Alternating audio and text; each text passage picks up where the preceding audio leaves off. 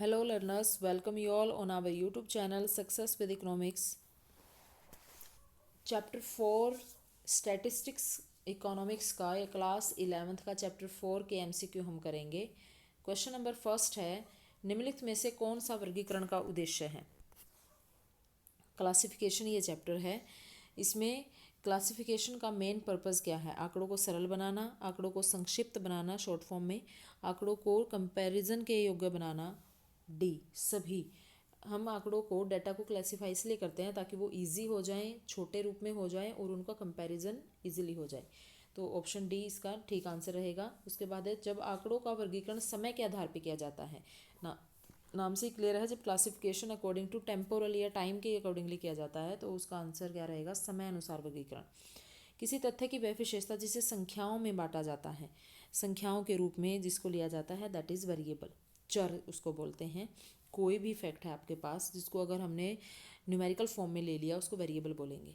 तो थर्ड का है बी, वह श्रृंखला जिसे प्रत्येक वर्गांतर की ऊपरी सीमा के मूल्य स्तर वाली मद उस वर्गांतर में सम्मिलित नहीं होती उसको क्या बोलते हैं? अगर अपवर्जी श्रृंखला इसको बोलेंगे। और इसको इंग्लिश में भी मैं आपको साथ के साथ बता देती हूँ इस क्वेश्चन को। ये देखिए, a series in which every class interval exclude item corresponding to its upper limit is called exclusive series. इसको क्या बोलेंगे? Exclusive series.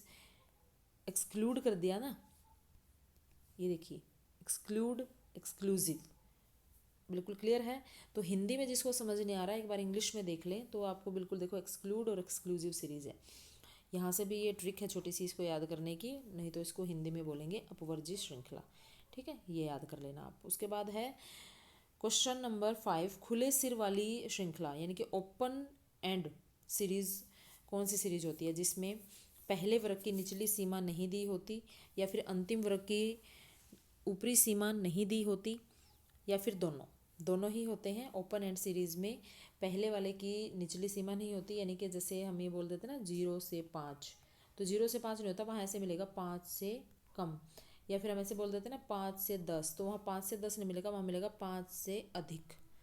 तो ये जो लास्ट का वर्ग है उसकी ये हाईएस्ट वैल्यू नहीं दी होती, और जो बिल्कुल पहले वाला वर्ग है उसकी ये लोवेस्ट वैल्यू नहीं दी होती। ये हाईएस्ट और ये लोवेस्ट नहीं दी होती, इनको ऐसे लिखा मिलता है 5 से कम, 5 से अधिक। तो इसको हम क्या रहेगा? पाँचवें का सी आंसर।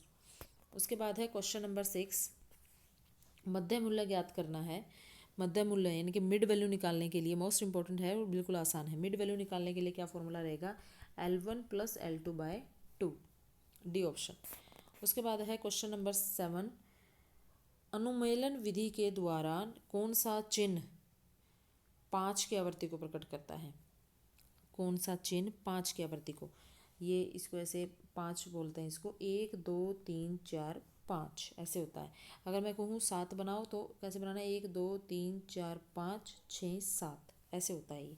तो यहाँ 5 इन्होंने पूछा है तो हमारा सी आंसर रहेगा। मिलान रेखाएं होती हैं ये, मैचिंग लाइंस। उसके बाद है, किसी श्रृंखला में एक मद जितनी बार आता है उसको उसको उस मद की क्या कहेंगे? आवृत्ति, फ्रीक्वेंसी। ऊपरी सीमा और निचली सीमा में जो डिफरेंस है उसको भी क्या बोलेंगे? वर्ग विस्तार, क्लास इंटरवल। अब कौन सा समीकरण सही है? 10th का आंसर रहेगा डी, S = R/N। आर यहाँ पर विस्तार है और एन यहाँ पर है वर्गों की संख्या। अब उसके बाद है, एक अच्छा वर्गीकरण कैसा होना चाहिए? लोचदार होना चाहिए, इलास्टिक होना चाहिए, जिसको इजीली चेंज कर सकें। वर्गीकरण आंकड़ों के गुणों के आधार पे है तो गुणात्मक, दो चर वाले आंकड़े हैं तो दो, किसी वर्ग की उच्च सीमा और निम्न सीमा के बीच के अंतर को क्या बोलेंगे? मध्य मूल्य। दो श्रृंखलाओं के बीच में है और ये श्रृंखलाएं वर्ग की क्या कहलाएंगी? वर्ग विस्तार। श्रृंखला व विस्तार श्रृंखला जिसमें किसी वर्ग की सभी आवृत्तियां शामिल होती हैं, समावेशी। और लास्ट है, डैश श्रृंखला में पहले वर्ग की निम्न सीमा और अंतिम वर्ग की उच्च सीमा नहीं दी होती। ये अभी क्वेश्चन शॉर्ट में भी आया था, खुले सिर वाली open and series. I hope आपको ये वीडियो समझ में आ गई है, क्योंकि मैंने हर एक क्वेश्चन को हिंदी और इंग्लिश दोनों में ही बताया है। अब ये देखिए, इंग्लिश में भी यहाँ ये क्वेश्चन दे रखे हैं और बल्कि इनके ऑप्शन सेम है, कोई डिफरेंस नहीं है।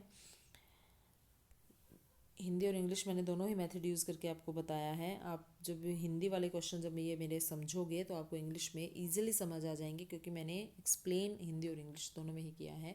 आई होप आपको ये वीडियो बहुत अच्छी लगी है, समझ में आई है। Please like and share this video, please subscribe this channel. Thank you very much.